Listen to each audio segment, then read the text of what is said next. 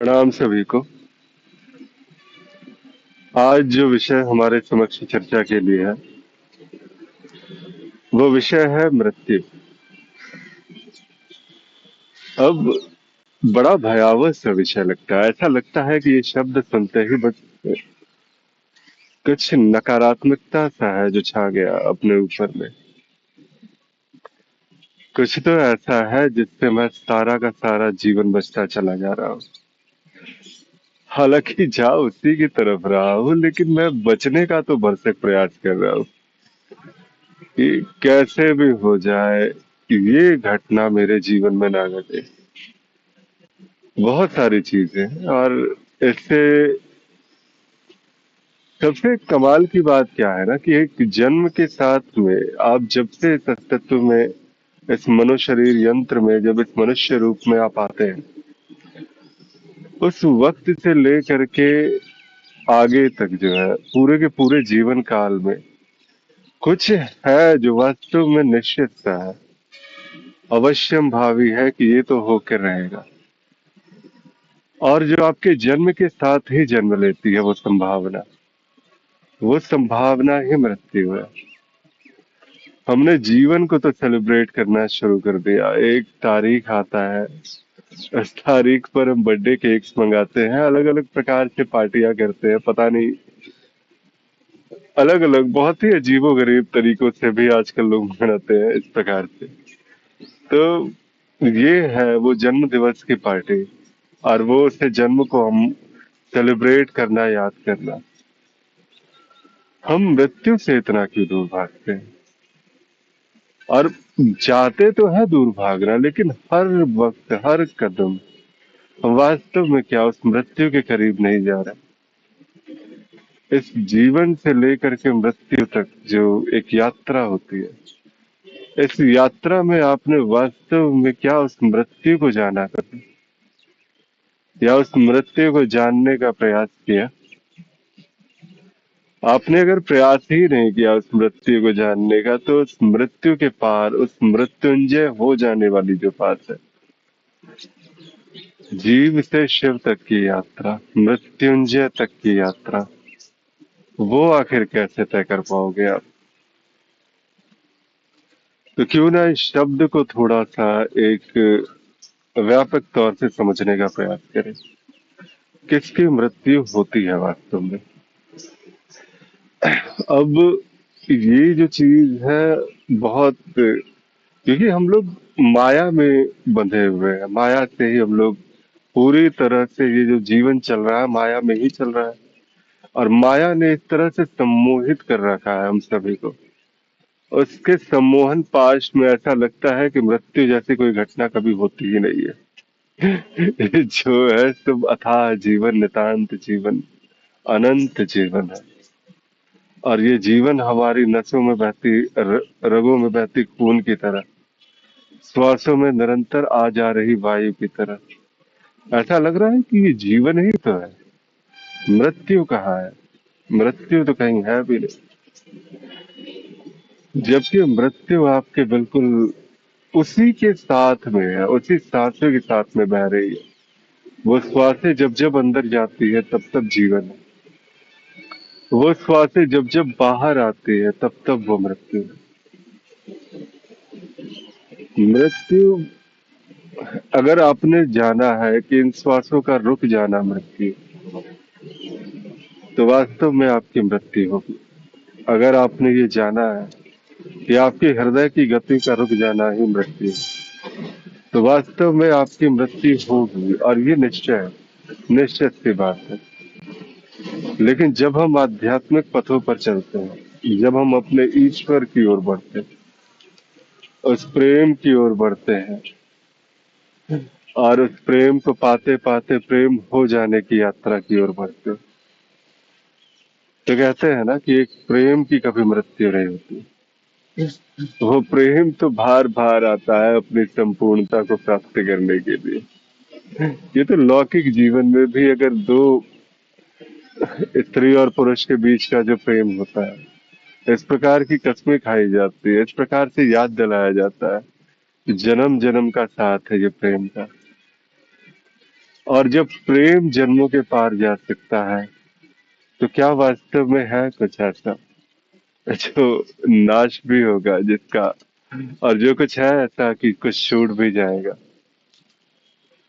आध्यात्मिक पथ पर जो है इसकी यही खूबसूरती है कि मृत्यु को सामने से आप देखते हो, बिल्कुल नजरों में नजरें मिला करके, नजरों में नजरें डालकर देखना।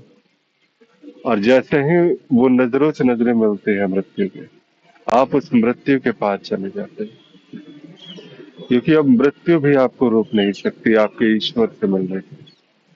आपके उस शिव से मिलने से कोई मृत्यु जो है वो एक संभावना जैसी, वो आपको रोक ही नहीं सकती।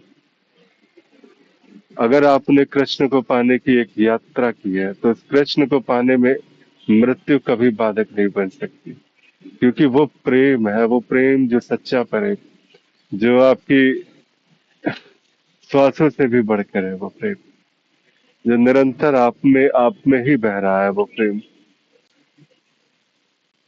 और इसी प्रकार से जब हम यात्राएं करते हैं, आध्यात्मिक यात्राएं करते हैं, तो एक क्षण आता है जब मृत्यु जैसा नहीं, बल्कि एक जीवन में एक, जैसे सामान्य सी घटनाएं, इतनी सारी घटनाएं होती है, वैसे ही एक घटना के रूप में देख लिया जाता है। हर बार एक अनंत संभावना में एक संभावना के रूप में आप पाओगे। अगर आपने उस प्रेम को पाने की यात्रा पर कदम बढ़ा दिया है, तो वो प्रेम तो उतरेगा ही। वो प्रेम, वो आपका बढ़ाया हुआ एक कदम जो कृष्ण की तरफ बढ़ा दिया आपने, वो कृष्ण आपकी तरफ 100 कदम बढ़ा चुका होगा। आपको पता भी नहीं चलेगा कि किस प्रकार वो मृत्यु जैसी घटना से, इस प्रकार जैसे माता कहते हैं ना, एक बच्चे को गोद में पालने से उठाती है और बिस्तर पर रखती है, कुछ वैसा ही आपकी जो ईस्ट है इस प्रकार से होगा कि आपको वही गोद में उठाए और मृत्यु के इस पार से मृत्यु के उस पार की यात्रा, और वहां से फिर से एक नया जीवन और फिर से एक नई यात्रा, अपने प्रेम को पाने की ओर, अपने इष्ट को पाने की ओर की यात्रा, तो वो आपकी प्रारंभ हो जाएगी। अलग अलग मार्गों में अलग अलग प्रकार की चीजें हैं, जैसे तंत्र मार्ग की। कहते हैं कि कालिका पुराण में जो प्रथम ही जो वहां पर एक इंसिडेंट के बारे में बताया जाता है, उसमें कहा भी जाता है कि एक किसी साधारण से लकड़हारे ने जो एक शव साधना कर ली गलती से, और गलती से ही की, क्योंकि पहले कोई शव साधना कर रहा था तांत्रिक, उसे किसी शेर ने खा लिया। अब वो जो शव साधना की व्यवस्था थी वैसी रखी हुई थी, लकड़हारा छिपा हुआ था। वो बाहर जाता है और उस पे शव पर बैठ करके वो काली को वही मंत्रों द्वारा आवाहन करता है, बस ऐसी ही उसकी जिज्ञासा थी वैसी। ये तांत्रिक ऐसा कौन सा सुख पा रहा था इस प्रकार से काली को बुला करके। तो उसने देखा तो था ही, सुना तो था ही कि मंत्र है इस प्रकार का। तो जैसी जैसी वो तांत्रिक विधियां कर रहा था, वैसी वैसी जो है व्यवस्थाएं वहां पर थी, वैसा ही मंत्र उसने जाके उच्चारण शुरू कर दिया। अब जैसे ही काली का जो मंत्र उसने जपा है, 7 मंत्र उसने जपे, और 8वें में काली प्रकट हो गई। अब उसके आश्चर्य की सीमा न रही, उसने साक्षात काली सामने प्रकट हो गई तो सबसे पहले उसने यही पूछा कि आप कैसे यहाँ पर मेरे सामने में, जबकि वो तांत्रिक तो पिछले 2 घंटे से मैं देख रहा हूँ ऐसे ही शब्द साधना किए जा रहा था, लगातार आपका मंत्र जपे जा रहा था, और मैं यहाँ पर मात्र 7 बार जपता हूँ, आप साक्षात प्रकट हो जाती है। उन्होंने कहा कि तुम्हारी यात्रा कई जन्मों की है। एक जन्म ऐसा था जिसमें तुमने मंत्र तो किए, वो शब्द साधनाएं भी की, लेकिन 7 मंत्र बाकी रह गया था तुम्हारा। और उसी प्रकार इस जीवन में ऐसी संभावना तुम्हारे लिए बनाई गई कि तुम यहाँ आओ और उन 7 मंत्रों की साधना को तुम पूर्ण करो, और एक यात्रा पर जो तुम निकले थे वो तुम उसे पा सको। कालिका पुराण की ये घटना में बताई गई ये घटना है, और ये तो स्पष्ट प्रमाण ही दे देती है, तांत्रिकों के लिए तो स्पष्ट प्रमाण। कि कुछ है जो इस जीवन के पार भी आपके साथ जाता है। आपकी आध्यात्मिक यात्रा पर आप जैसे ही निकलते हो उसी क्षण आप मृत्युंजय हो चुके हो। क्योंकि आपकी यात्रा को आपने तो शुरू किया, लेकिन उसे पूर्ण करने की जिम्मेदारी, उस यज्ञ को अंतिम पूर्णाहुति तक पहुंचाने की जिम्मेदारी वो उस ईष्ट की हो जाती है, उस मार्ग की हो जाती है। आप जिस भी मार्ग से आगे बढ़ रहे हो, लेकिन निकलो, इस स्वयं को जानने की जो यात्रा है इस पर बिल्कुल निकलना चाहिए। क्योंकि मृत्यु के भय से अगर पार जाना है तो जो है वो, कहते हैं ना कि जो इस मृत्यु के पार बैठा है उसका दामन थाम लो। अलग अलग मार्गों में अलग अलग प्रकार से इसमें आगे बढ़ा जाता है। लेकिन एक बड़ा ही शंकराचार्य का जो अद्वैत का सिद्धांत है, वो जो अद्वैतवाद की बात करते रहते हैं, और वहां पर बड़ी खूबसूरती से उन्होंने जिक्र भी किया है क्या, कि तुम वही तो हो वास्तव में जिसे तुम ढूंढने निकले हो। कहीं भी ऐसा कुछ नहीं जो तुमसे भिन्न है, कहीं भी ऐसा किसी होने की संभावना ही नहीं जो तुमसे भिन्न हो।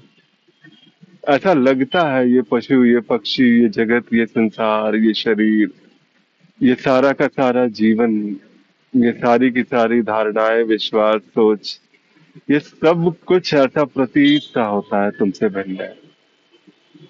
लेकिन एक बार अपने गहरे तल पर उतरने का प्रयास से करो, अपने भीतर झांकने का प्रयास करो, और जैसे ही वो दृष्टि, जिसे कहते हैं कि तुम्हें अपने भीतर झांकने की जो दृष्टि मिल गई अगर, तो अब यहाँ पर कुछ और देखना बाकी न रहेगा। तुमने वो सब कुछ देख लिया, सब कुछ वो पा लिया वास्तव में। तो या तो तुम बाहर की ओर, अपने ईस्ट की ओर कदम बढ़ा सकते हो। ये भी एक सनातन की खूबसूरती है, जो तुम्हें ये पूरी तरह से आजादी देता है कि तुम मुक्त हो अपना चुनाव करने के लिए। तुम बढ़ाओ अपने कदमों को अद्वैत सत्ता की, उस ईस्ट की ओर, उस अपने तंत्र के अधिष्ठात्र देवी की ओर। बिल्कुल आप अपने कदम बढ़ाओ, लेकिन इसके साथ में तुम्हारे पास एक और संभावना है कि इतनी दूर क्यों जाना। एक बार अपनी श्वासों के साथ अपने भीतर उतर कर तो देखो, क्या तुम्हारे भीतर ही ये जो संसार का, इस पूरे अस्तित्व का जो समस्त आध्यात्म है, वो तुम्हारे ही भीतर तो समाया है। कबीर साहब कितना खूबसूरत व्याख्या करते हैं कि बूंद समानी सागर में, अगर तुम ईस्ट की तरफ बढ़े तो ऐसा लगता है जैसे ये बूंद सागर में समाहित हो रही है। और इसका अगले ही पंक्ति में कहते हैं कि सागर समानी बूंद में। तो ये जो सागर है, अनंत आध्यात्म का अनंत सागर, वो वास्तव में एक बूंद में ही समाहित है। तो या तो तुम इस बूंद को जान लो, या उस सागर को पाने की यात्रा पर निकलो, लेकिन निकलो अवश्य। ये इतने वर्ष बिता दिए तुमने इस धरती पर रहते हुए, लेकिन अपने आप को जानने का प्रयास न किया। एक बार इस यात्रा पर तो निकलो, एक ऐसी यात्रा जो तुम्हें मृत्यु के भय से पार ले जाएगी, इस जीवन मृत्यु के चक्र से उस पार ले जाएगी, और तुम्हें स्वयं उस स्थान पर तुम्हें स्थापित कर देगी जहां से मृत्यु का भय तुम्हें भयभीत ना कर सके, जहां से जीवन तुम्हें हर क्षण अति आनंदमय और अति सुंदर सा प्रतीत है। और बस जीवन में कुछ बच जाए तो बस वो प्रेम ही प्रेम, वो नितांत प्रेम, वो अखंड प्रेम, वो अविस्मरणीय प्रेम। तो आए इस प्रेम की यात्रा में डूबे और स्वयं प्रेम हो जाए। मुझे लगता है कि आज के लिए ये चर्चा पर्याप्त रही यहाँ पर। बाकी कोई प्रश्न हो, कोई अलग प्रकार के, किसी भी प्रकार के संवाद करने, तो मैं आपको निर्वाणधाम.in पर मिलूंगा। वहां पर हमारे बीच संवाद हो सकता है, बातें हो सकती है। और जो भी आपकी समस्या रहेगी, प्रयास किया जाएगा कि वो समस्या का निवारण हो सके।